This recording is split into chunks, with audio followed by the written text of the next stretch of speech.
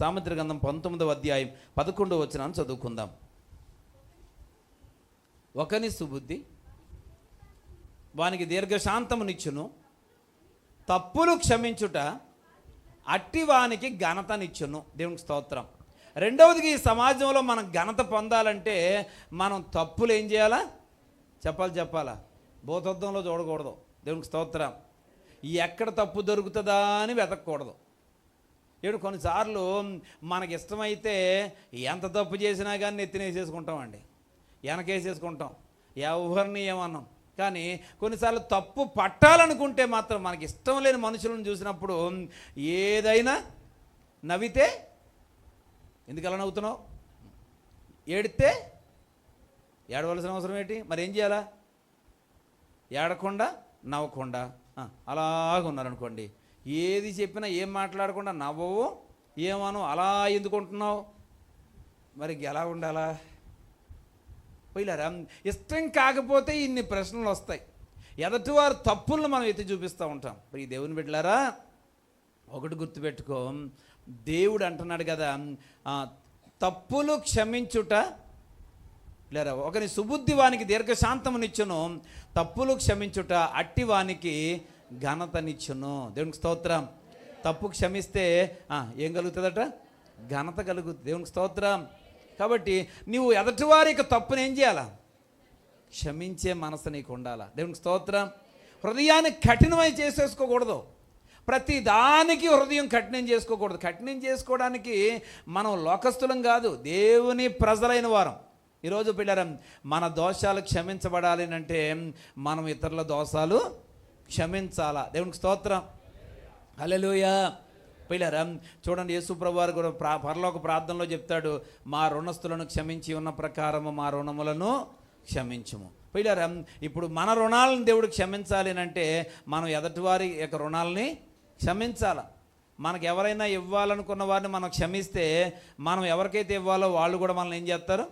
క్షమిస్తారు. దేవునికి స్తోత్రం. 100 రూపాయలు ఇవ్వాల్సిన వాడిని జిత్తు పట్టుకుంటే నువ్వు 1000 రూపాయలు ఇవ్వాల్సిన వాడు వచ్చి ఏం చేస్తాడు? ఆడు నిన్ను కూడా పట్టుకుంటాడు ఖచ్చితంగా, కడతావని. కనుక క్షమించే మనసు మనకు ఉండాలి. పిల్లరా, పొరపాటు చేస్తే క్షమించే మనసు మనకు ఉండాలి. మృదువైన మనస్సు పిల్లరా మనకు ఉండాలి. ప్రియ దేవుని బిడ్డలారా, ఈరోజు దేవుని ప్రజలే కానీ చాలామంది చాలా కఠినంగా ఉంటారండి, కఠినంగా ఉంటారు. ప్రియ దేవుని బిడ్డలారా, అటువారు అవమానం పాలైపోతారు. దేవుడు వారిని ఘనపరచడు సుమా, దేవుడు ఘనపరచడు. దేవుడి ద్వారా నువ్వు ఘనత పొందాలి అంటే రెండవదిగా తప్పులు క్షమించేటువంటి మనస్సు నీకు ఉండాలా. దేవునికి స్తోత్రం. ఎదుటివారికి పొరపాటు నువ్వేం చేయగలగాల? కొంచెం సౌండ్ పెంచి చెప్పగలరా? క్షమిస్తారు. దేవునికి స్తోత్రం. మాకు ఉపవాసం ఉన్నప్పుడు స్వరం గంభీరంగా వస్తుంది, మీకు ఉపవాసం ఉన్నప్పుడు స్వరం ఉన్న కాడికి తగ్గిపోద్ది. అదేటో మీకు మాకు తేడా. దేవునికి స్తోత్రం. హల్లెలూయా, హల్లెలూయా.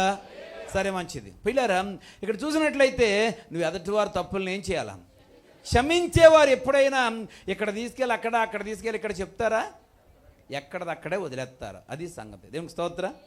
ఎక్కడదక్కడే క్షమించావనంటే ఆ సంగతి ఏం చేస్తావు?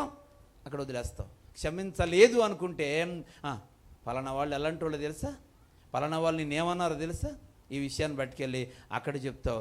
వాళ్ళకి వీళ్ళకి వైరం పెంచుతావు. పిల్లరా, వాళ్ళకి వీళ్ళకి మధ్యలో మనస్పర్ధలు కలుగు చేస్తావు.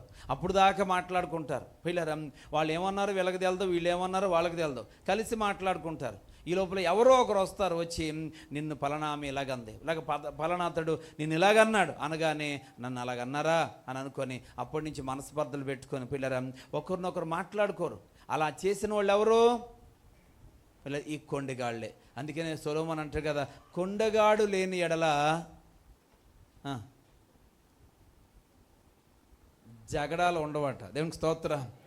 జగడాలు చల్లారిపోతాయి, జగడాలు ఉండవట. ఎవరు ఉండకపోతే? కొండిగాళ్ళు లేకపోతే. దేవునికి స్తోత్రం. కొంతమంది పని కట్టుకొని వెళ్ళిపోతారండి, వెళ్ళిపోయి నిన్ను వాళ్ళు అలాగన్నారు. కొన్నిసార్లు అనక్కర్లేదండి, వాళ్ళ కోసం వీళ్ళ కోసం ఎవరో ఒకరి దగ్గర ఏదో చెప్తానే. ఏంటో మన స్వభావం.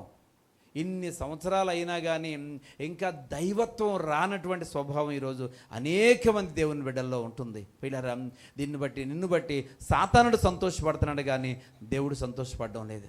అందుకే దేవుడిచ్చిన వాగ్దానాన్ని వెనక్కి తీసుకుంటున్నాడు. ప్రియ దేవుని బిడ్డ, మనం దేవునికి అనుకూలంగా నడుచుకోవడానికి ప్రయత్నం చేయాలి. దేవునికి స్తోత్రం.